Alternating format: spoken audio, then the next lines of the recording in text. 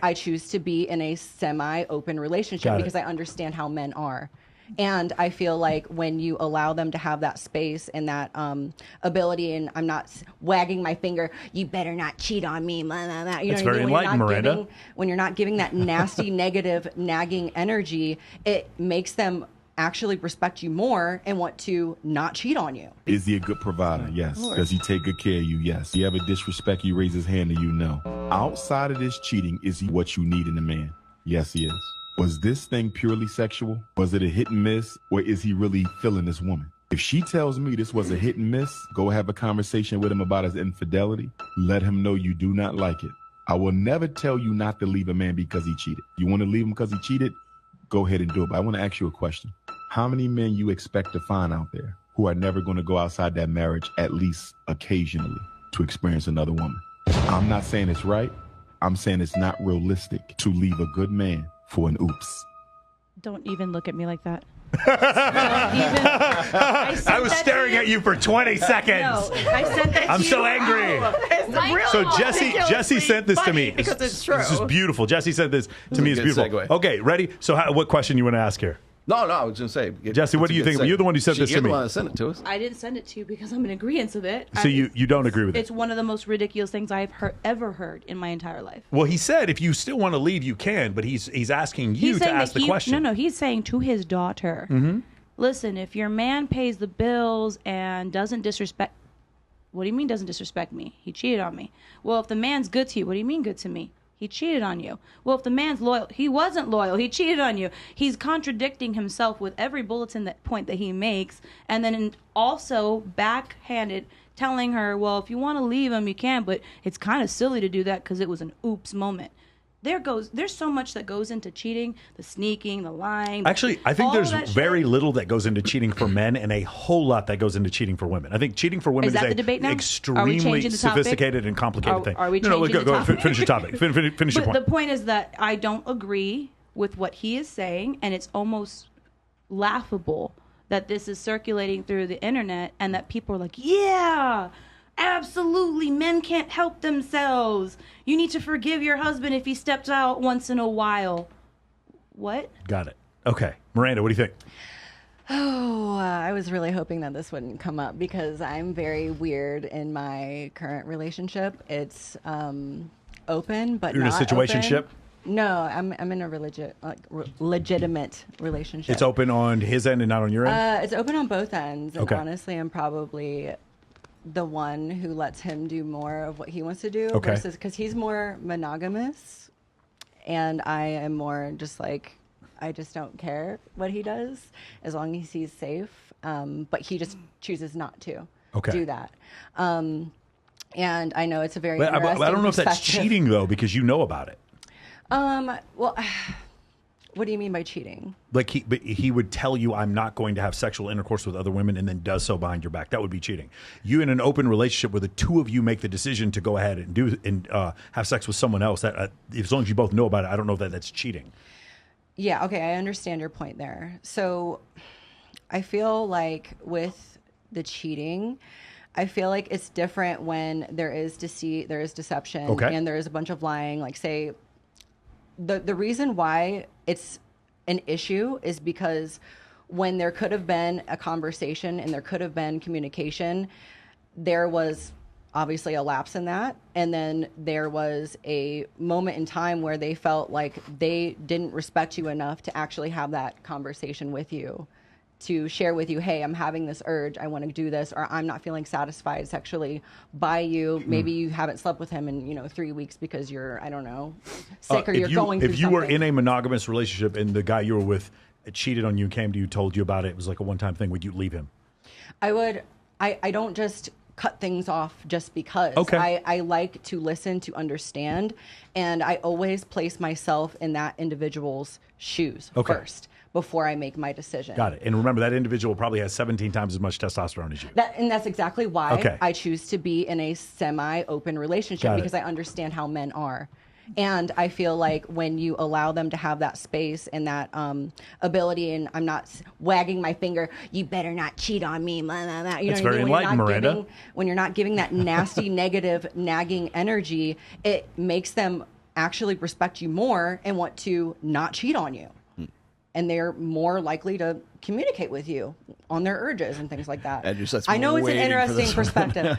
Go ahead and I talk. actually really want to hear his stance. Yeah.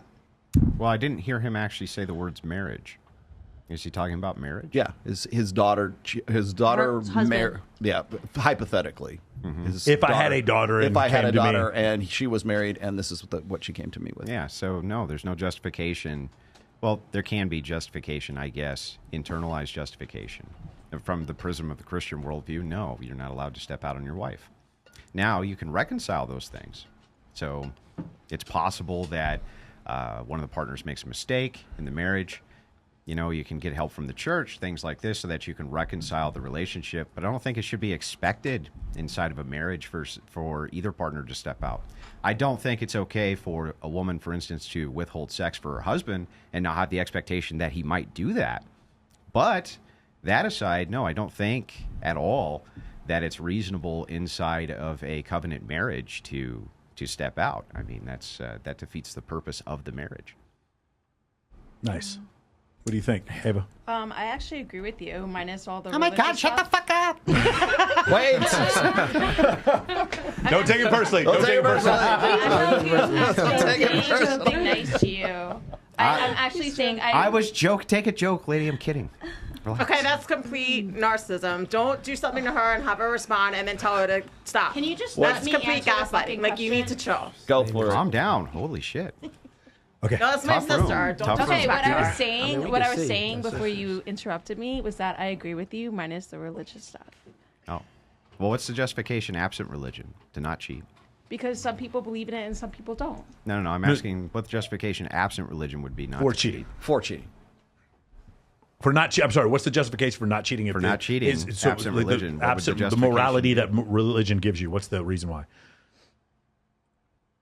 I don't know. It's just the way it's like always been done, I guess. I'm not really sure how to answer that question. Okay.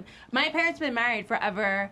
Like, I come from like a very loving, amazing family. So So you think it's values that your parents imparted into you? That's why it feels wrong? yes, absolutely. There you go. Absolutely. Where did those values come from? Absolutely. What do you mean? Where do you think those values came from? My parents? Yeah, where do you think those values came from? Where did they get them? I think he's Probably leading you to their your dad. parents. I'm leading you to religion. Right. Yeah. The values, the reason that your parents probably but held there's those. a lot of people don't talk about religion and politics because it can be a very sensitive subject for people. So you can believe in not cheating on someone and not be Catholic. No, We understand that. We're not even So- disagreeing with that. I'm just saying your parents likely believed that it's no good for one to step out on the other because they have these intrinsic values which came up cross-generationally from the core religious tenets that they were surrounded with. That's what their environment was based around. Their parents' environment was based around that. That's what he's saying. He's just saying it kind of crosses the bridge, but they all come back to a moral religious foundation. That's the point. I just gotta Okay, say, cool. Andrew, now I'm listening because now you're spitting facts and like you're being approachable. I'm listening now. This is Amazing, awesome. yes. Yeah. There you go. They all want Andrew now. Go ahead, Allie. I will say I mean, if you had personally- just been nice, You just know? want to sugar But you were sugar such him a up. bitch. Table, Andrew. I'm taking sorry. my nice comment right back. Go ahead, Allie. All right. I think that personally, humans are flawed. So Grab the mic. Come a little closer to it. Just grab it. Bring this it to one? you. Yeah. Are we good? Wait. You we can good? just grab Hello? the base and bring it to you. There you go. Are we close enough? Is there that you better? go. Perfect.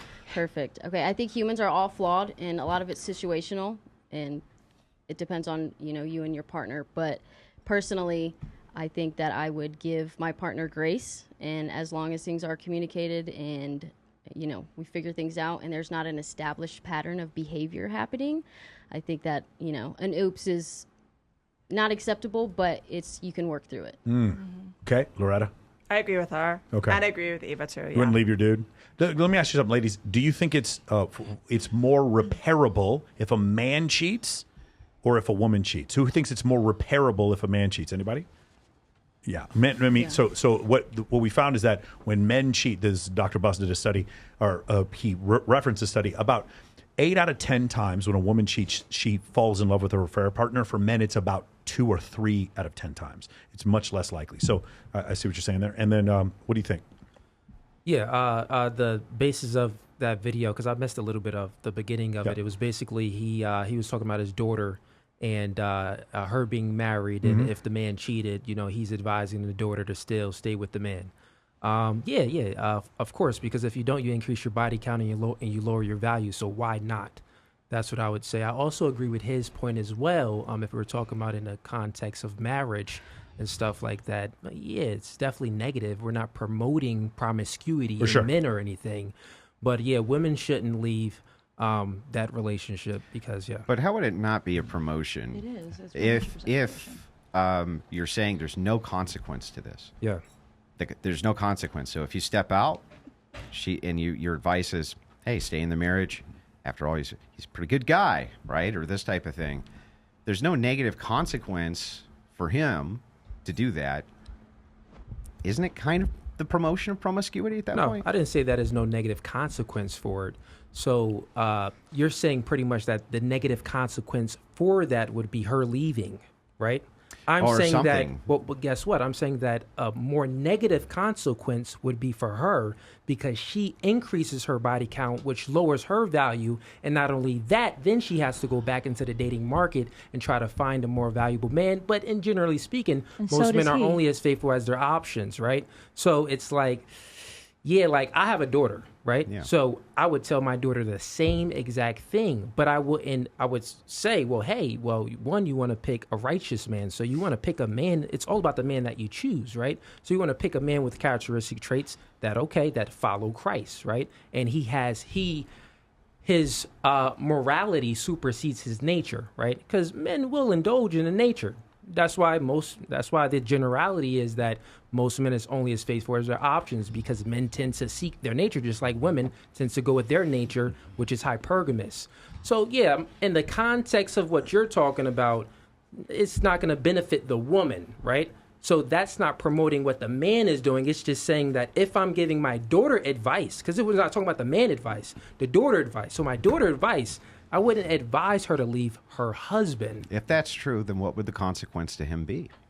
So you're looking for a consequence for his actions. Well, it's tough. I mean, if we're honestly, I have a question. I have an answer for that, actually. Go ahead. I mean, the consequence under that is very simple. So you got two types of men. Not even two types. Let's just say a man that follows Christ and God, because that's what we're talking about, right? Mm-hmm. So there is a consequence. We know about the consequence. The consequence is in the Bible, right? So we know about these things. That meant he needs to repent from his sins, or we know where he goes. So he does have a consequence. What if he's not religious? Me and you both know where he goes. Yeah, right. But what's the? It doesn't matter. But what's the material consequence for the immoral action? If you're saying. I'm talking about. Is this a proponent for divorce? I don't understand. Like what? It's not a proponent. He's not promoting it. And he's saying no. My question is, I want to know what Andrew's hypothetical punishment for the man would be. I'm just curious, genuinely curious. Well, so in this case, I think that you could have church chastisement, but more importantly, what that means is community chastisement. Got it. You are not allowed to fuck around on your wife, right? Or brother kicks your ass.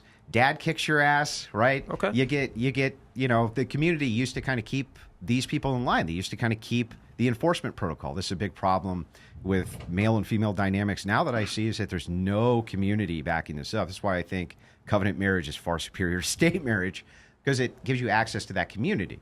It gives you access to a whole new set of ecclesiastical law, which is way better to deal with the interpersonal dynamics between men and women inside marriage. They've been doing it for 2,000 years, right? Michael and I were just talking about this earlier about how in the military Uniform Code of Military Justice, you actually get kicked out of the military or you can go to jail. There's a consequence. You can go to jail, Though fraternization happens there far more than is, and it's all about who you know, right? But the point is like, I think there has to be a consequence to him too. Otherwise, I don't understand how it's not a promotion to say, look, he was at an office party, he screwed some chick who was there. Well, nothing happens to him, right? Men need to enforce, those consequences. Yes. So then that's a different story. So yes. And your prescription of what you said, having a church back up the consequences and stuff like that, or having your brother, or your uncle, or your father, give consequences. Yeah, I'm not saying in the marriage like necessarily. Yeah. Okay. But make it to where he really would prefer to not do that again. Yeah. I mean, the big elephant in the room too, though, is like the damage it does to the relationship between the husband and the wife, right? You're chipping away at trust. You're chipping away at loyalty. You're chipping away at the leadership that you so desire. Yeah, but I want to see it on both ends too. 100%. So I want to see women also. So what happens right now, because it's all state endorsed marriage, is that men are getting fucked bad by when women leave. I mean, they almost universally win. I think under any type of ecclesiastical authority, it's going to be far better for men and women. Because the church isn't going to be like, okay, yeah, take half his shit, and here's alimony, and here's everything else. They're not going to do it. Yeah. So I'd like to see it on both ends.